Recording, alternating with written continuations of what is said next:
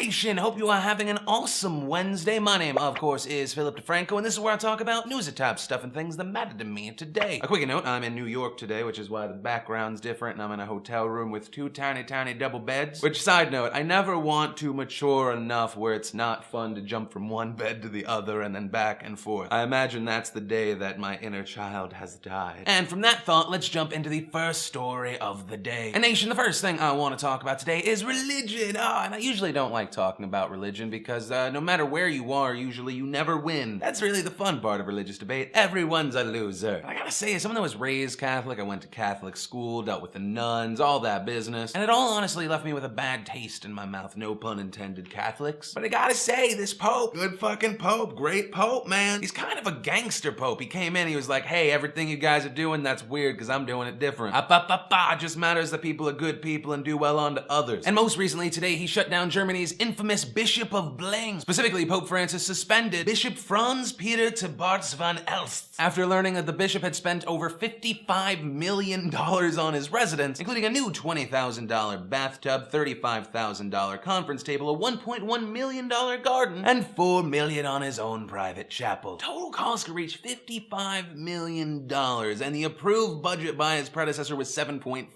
Both of those numbers are crazy, but one is far crazier than the other. The Vatican's official statement, which once again was gangster. The Holy See deems it appropriate to authorize a period of leave for the diocese for Franz Peter to Bartz van Elst. A situation has been created in which the bishop can no longer exercise his episcopal duties. In other words, you shut down, son! Ain't no life but a humble life. So I guess the main point, you're doing some good poping there, Pope. Keep the poping up. And Nation, from there, I want to talk about our BAMF of the day today, which actually involves YouTube. News stories about YouTube, and more importantly, YouTubers can be tough to cover because I know a lot of these people. Whether they be friends, or you see them once or twice a year at things like VidCon. But if I didn't cover this because it involved a YouTuber, I'd just be a douchebag that hides things. So with that said, I want to introduce our BAMF of the day, Mr. Nate Clark. If you follow the tubes, you probably have no idea who Nate is because he has 3,000 subscribers as I'm recording this video. He might not have even had any this morning. And the reason we now know who Nate is another YouTuber by the name of Joey Graceffa posted a video where his car was towed. In his video, he seems very confused as to why his car was towed. He says there's no signage, later telling his audience he found out that he was a little bit in front of a driveway. He then makes some remarks where I think he's trying to be funny, and he's like, oh, you have a fat car, you slut, blah, blah, blah. And then it turns out that the guy that had Joey's car towed found out who he was and posted a video explaining why his car was towed. You mentioned only being a little bit in front of our driveway. It turns out I was blocking someone's driveway by like that much. That's just not true. In fact, your entire damn car was blocking our entire damn driveway, Joey. Here's a picture.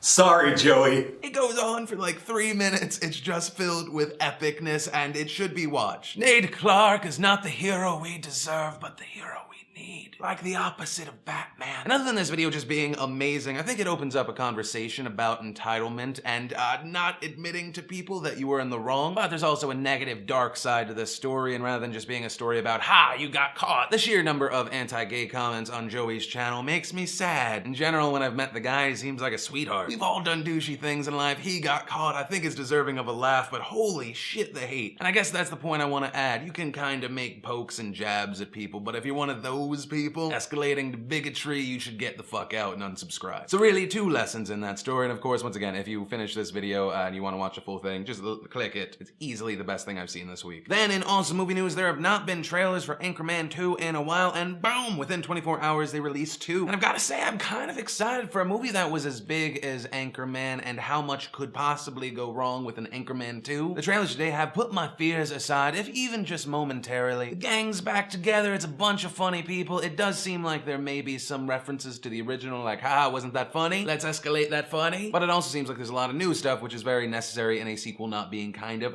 shit-tastic. And it's all coming out December 19th, which means by Christmas, your douchey cousin will probably be quoting this movie till you hate it, even if it was good. You're my boy, Blue! Not your boy. Shut your fucking face, Ted. It's 2013. Then let's talk about someone probably losing their job, specifically someone that works for the Atlanta Journal-Constitution. Reason being is that the Twitter account with almost 100,000 followers decided to take a story about a man winning $1 million in the lottery and tweet about it by saying, $1 million GA lottery winner Willie Lynn Lynch can get 40 acres and a whole lot of mules. For those of you sleeping in class, 40 acres and a mule, a reference towards slavery and black people. Although really only the 40 acres were guaranteed and the mule was just kind of implied. And also really none of the black people got 40 acres because, you know, white people in the 1800s. But back to the main point, yay racist tweets that obviously the internet did not like. After the backlash, they deleted the tweet and said, AJC apologizes for and deeply regrets the tweet that was posted earlier today. We are working to address the situation internally. I just kind of want to know, does the AJC have like one guy that's working the Twitter, or like did someone have to bounce the idea for this tweet off someone else? Like I just imagine a meeting, it's like two white guys and like, hey Jim, I'm thinking SEO, you know, how do we optimize this story? He won $1 million.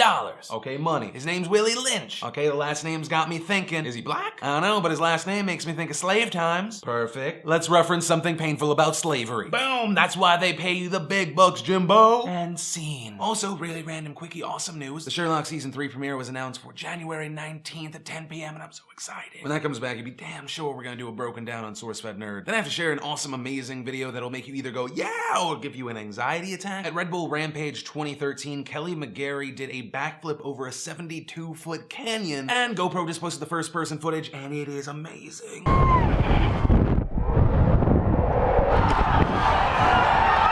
I don't even know how he gets that much air with balls of steel weighing him down. And finally, in honor of Pauly D's legal battles with his baby mama, who happened to be a Hooters waitress, we feature our separate lovely lady of the day, Jessie Larson, a 21-year-old blonde model slash part-time waitress. She's an up-and-comer with pretty much no following yet, and if you want to check her out in the gallery, start following her, or check out anything else I talked about today, links to those things down below. And Nation, the last thing I want to talk about today, it's less a story and more just something that's in my mind that's been bothering me as I've been watching the news. Can we please stop calling kids that shoot up schools the nice kid? Because guess what? You know what's not nice? Shooting up schools. There's a reason that when you turn on the news, it was always the nice kid. And that is because fear sells. The nice kid that no one ever expected kill people. I could die, my son, my child, when they are out of my control, could die. And there's no way to predict it. I have to find out more. And they just keep focusing that he was just a nice kid that no one ever expected, rather than, I don't know, talking about real issues. Was the kid being bullied either at school or at home? Were they on meds? Did they have mental problems? Where'd they get access to the weapon? Now we'll blame it on video games or movies or something corrupting youth. And it's obviously not us as a society or the parents or the teachers or anyone fucking around this kid. It's not their fault. And I'm not saying that these kids can't be victims in their own right. I'm sure that Hitler and every murderer or rapist that's in jail right now, like they probably had a shitty support system around them, but at the end of the day, they're still that thing that they did. I think maybe let's start addressing the problem rather than just making the headline. But I think that's where I want to end today. And Nation, your question of the day is actually, what do you think of that mindset? I'd love to know what you think and why in the comments down below. Remember to possibly be pelted with $50 worth of stuff from 4humanpeoples.com. Leave a comment down below. Maybe while you're at it, hit the like button, favorite, subscribe. A big thanks again to the sponsor of today's show, Netflix.com/PhillyD. Use that URL, you get a free month of in-streaming movies, and it helps out the show. But of course, as always, my name's Philip DeFranco. You've just been filled in. I love yo faces, and I'll see you tomorrow. Unless I get stabbed to death because I like people watching far too much in New York City.